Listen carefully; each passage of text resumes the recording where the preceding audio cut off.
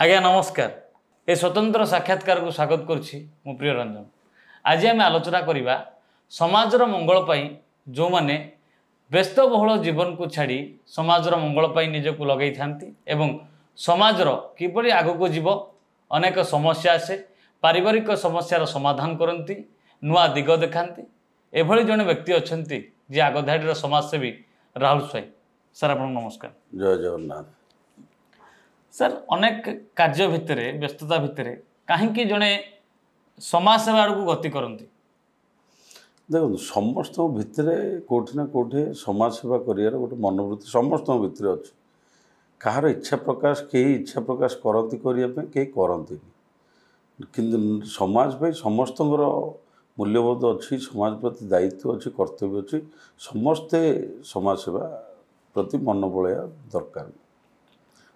Business करुछंती भल दी पैसा रोजगार होची आउ किसी चाहिए से समयटा से लेवल लगेले हुए तो आउ किसी अर्थ रोजगार होता एथिरे कौन आत्मतृप्ति अच्छी ए देखो व्यवसाय मु करुची दी पैसा भल रोजगार करुची लाभवान भी होची किंतु आपण जो कहले जदि से समयटा मु व्यवसाय रे लगेबी आउ किसी अधिका व्यवसाय करि पारि किंतु समस्तकर चिंताधारा सेया नुह। आपण देखंतु आजिका डेट रे आपण बड़ बड़ बिजनेसमैन कथा कहउछथि आपण बड़ बड़ लोकों कथा आपण देखिजंती काली सकाळु कहार जदि देहटी खराब हुए आपण सेही हॉस्पिटल बेड को जिबे कि काली सकाळु आपण देहांत होला पर सेही 6 खंड काठरे जाकि से स्वर्गद्वार पोड़ा हे जदि सेतिकी भी संबल नाही गाँ मशाण रे पोड़ा हे तो आपण किछि नै कि आसिना किछि नै कि जिबेनी तो किछि लाभ नहीं जेतिकी दरकार आपण जेतिकी बचिया पे जेतिकी दरकार सेतिकी मु निश्चय मु कहीं मोर भी घर अच्छी परिवार अच्छी तो मो परिवार पे जेतिकी करिया कथा मु करिकी तापर समाज पे मु समय दी जिते पाठ पढ़ुले कौन एम रही जे मु पुलिस चाकरी हेबी डाक्टर हेबी कौन आशा रखी आज कौन एक्चुअली मु केबे भी आशा रखी नथली पुलिस हेबी कि डॉक्टर हेबी मोर छुआ बेलू बिजनेस प्रति आकृष्ट थिला छुआ बेलू जेतलो आपण मोर मन पड़ुची ए कथा कहीं जापर मो माँ कहीपर भल मुझे क्लास 8 रे पढ़ुली मोर गोटे मामू थे दार्जिलिंग रे सी रेलवे रे सर्विस करते सी कौन सेपटू चाहापति सस्तार आणती तो सी आणती 25 किलो 30 किलो 40 किलो एमती चाहापति आणती मु स्कूल रू आसला पर से जो चाहापति पैकेट नहीं कि से तार डस्ट लिप दीटा आसे मुझे सब नहीं जो रिटेलर जो चा दुकानी माने फुटपाथ रे बिकती मुझे बुझाए जे यहाँ भल चा मुझे जो मार्केट जो रेट रे किणुचंदी आम ताठू भल रेट रे देबू कहीकि बिकुली तो धीरे धीरे से क्विंटाल रे मु बिकी तो छुआ बेलू मोर गोटे बिजनेस प्रति मन था तापर जिते आप समाज सेवा क्षेत्र आसले कहार प्रेरणा रे आप आसले जे मु ए लोक को फॉलो करुछि ए लोक भल अच्छी मु समाज सेवा को गति करी समाज सेवा एक्चुअली मु छोट बेलू कहीं के जानी मो मदर टेरेसा को बहुत ऑब्जर्व करे तांको मु देखे तांकर बही पढ़े तांको काम को मु सब अनुसरण करे तो सेठू कोठी ना कोठी सेठू गोटे प्रेरणा पाई जे जे समाज में भी आमर किछि दायित्व अच्छी आम समाज पे किछि करिया कथा। समाज सेवी केते प्रकार अछंती आपण को लेवल रहा चाहते किए 2 खंड फल देकी आजिकल सोशल मीडिया चर्चा को जाउछंती किए कुकुर को सेवा करुछंती किए कोठी गाई चली गले ताको उद्धार करुछंती देखो समाज सेवार कौन स्तर ना कि A category B category C category सेमिति किछि नहीं जार गोटे मनीषत्व थी मनीष पड़िया गोटे दरदी मनटे थी दरदी हृदयटे थी तो ठीक कथा आप जमी कहले कि किए गोटे बिस्केटे कि गोटे चॉकलेटे देकी भी वीडियो पोस्ट करके देखी देखा कि आम समाजसेवी तो मुझे भी उत्साहित करुच्ची से जहाँ भी करूँ भितर से मनोभाव अच्छी बोली से चॉकलेट दौरान आपण दौना सी कहीं दौरान निहाती स्वागत योग्य जी जहाँ करूँ कि समाज पे खाली खाली क्या किसी देदेवा नहीं देवा नहीं समाज प्रति बहुत आमर दायित्व बोध अच्छे आम आखपाखे बहुत अवहेलित लोक अच्छा असहाय लोक अच्छा बहुत लोक अशिक्षित अच्छा जो मानू सरकारी सुविधा विषय जना नहीं आपड़ जदि पाखे जा पहुँचुं जदि अवेयरनेस कराऊँ कौन सी कर्म कार्य को लेकिन सरकार पाखे रखुं तो सी भी गोटे प्रकार समाज सेवार कौन स्तर न था कि कौन लेवल न था देखो प्रत्येक क्षेत्र में जो सर्टिफिकेट थाए ତେଣୁ ସମାଜ ସେବା କ୍ଷେତ୍ରରେ କାମ କରିବା ସମାଜ ସେବାରେ ଆଖ୍ୟା ନେବା କେତେବେଳେ ତାକୁ ସାର୍ଟିଫିକେଟ୍ ମିଳିଥାଏ? ଦେଖନ୍ତୁ ସାର୍ଟିଫିକେଟଟା ମିଳିଲେ ମଣିଷ ଗୋଟେ ଉତ୍ସାହ ହୁଏ କି ଆହୁରି ଦିପଦ କାମ କରିବାକୁ ଖୁସି ମିଳେ। କିନ୍ତୁ ଆମେ ଖାଲି ସାର୍ଟିଫିକେଟ୍ ଆଶାରେ କି କୌଣସି ଗୋଟେ ଆୱାର୍ଡ଼ ପାଇବା ପାଇଁ ଆମେ ଦେଖେଇ ହେବା ସେମିତି ନାହିଁ। ଯାହା ବି କରିବା ମନରୁ କରିବା ଆତ୍ମାରୁ କରିବା ତ ଆତ୍ମତୃପ୍ତି ମିଳିବ ଆପଣଙ୍କୁ। ଆଚ୍ଛା, ଭୁବନେଶ୍ୱରରେ ଅନେକ ସଂଗଠନ ଅଛନ୍ତି, ଅନେକ ସମାଜସେବୀ ଅଛନ୍ତି। ଆପଣ କେଉଁ କେଉଁ ଏରିଆକୁ ଯାଆନ୍ତି ଭୁବନେଶ୍ୱର ବ୍ୟତୀତ ଏବଂ କେଉଁ କେଉଁ ସଂଗଠନ ପକ୍ଷରୁ ଆପଣଙ୍କୁ ସମ୍ମାନିତ କରାଯାଇଛି ଏବଂ ଏଭଳି କ୍ଷେତ୍ରରେ ଆପଣ ଜାଣିନାହାନ୍ତି ଦିନେ ଡକାଯାଇଛି, ଆପଣ ଜାଣିନାହାନ୍ତି ମୁଁ ସେଠି ସମ୍ମାନିତ ହେବି, କିନ୍ତୁ ବଡ଼ ମାହୋଲ ଭିତରେ ବଡ଼ ନେତା ମନ୍ତ୍ରୀ ଅଛନ୍ତି, ତା ଭିତରେ ଆପଣଙ୍କ ନାଁ ସ୍ଥାନ ପାଇଛି? ବହୁତ ବହୁତ ଗୁଡ଼ାଏ ଏଭଳିଆ ପ୍ରୋଗ୍ରାମ୍ ଅଛି। ମୁଁ ସରପ୍ରାଇଜ୍ ହେଇଯାଇଛି ଯେ ଆପଣଙ୍କୁ ଆମେ ସମ୍ମାନିତ କରୁ, ଆପଣ ଏଇ ଦିନ ଟିକିଏ ରହିବେ।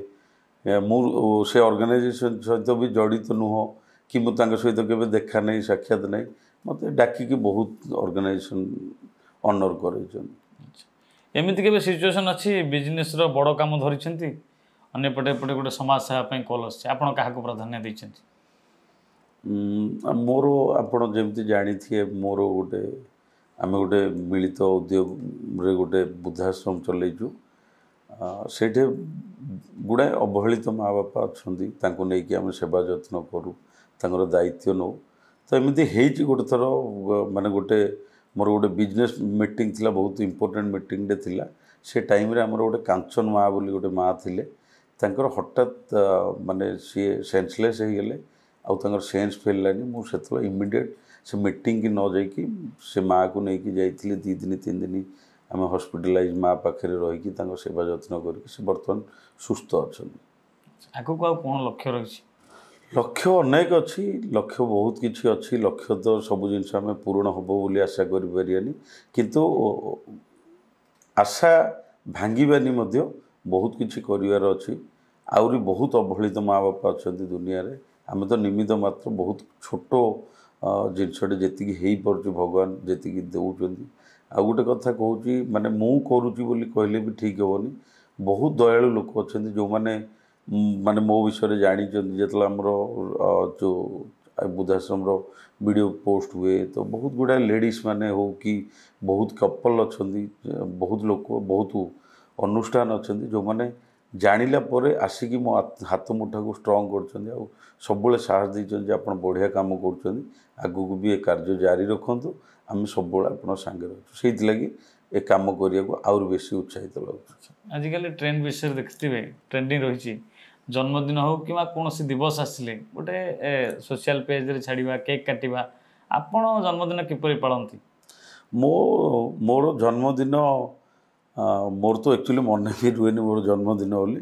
ମୋ ମାଆ ସକାଳେ ମୋତେ ଯେତେବେଳେ ୱିଶ୍ କରେ, ପ୍ରଥମ ଗୋଟିଏ ଲୋକ ଯିଏ ମୋ ଜନ୍ମଦିନ ସବୁବେଳେ ମନେ ରଖେ ସେ ହେଉଛି ମୋ ମାଆ।